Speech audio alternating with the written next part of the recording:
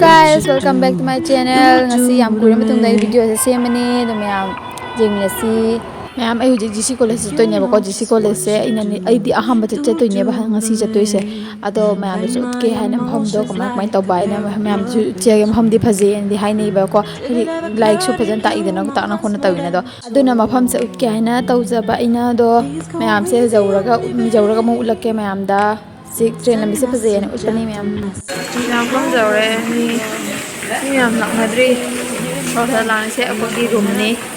ko exam hol mummy लाइस ngan da bini ai sei manabi mangai ne badona dum hanga rang hak chali ni mangai bo oina mark se thunga ni de hai adu do ji pakti jarok tri dona sum hanga thara chana ngai ni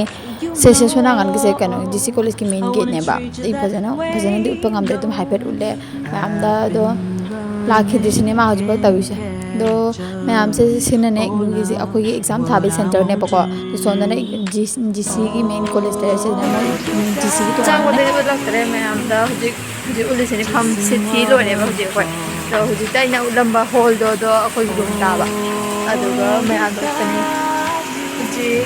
ऐ सम ते कोइरकबा Najat नहांगी दी लाकपा फंदे GC college से अहाम लाई ने बा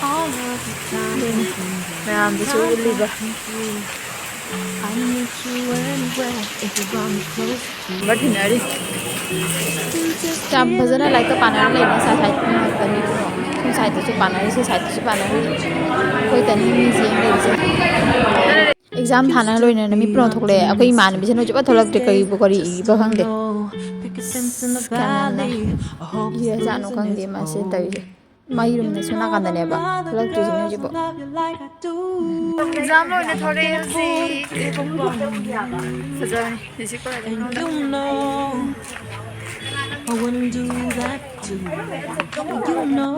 GC college की मनुंगी मांगी मानवी uncle चंदी फजे ने मैं आमदे सुन अपनी एग्जाम की मथंग नुमित सेना डे 2 हाय तारे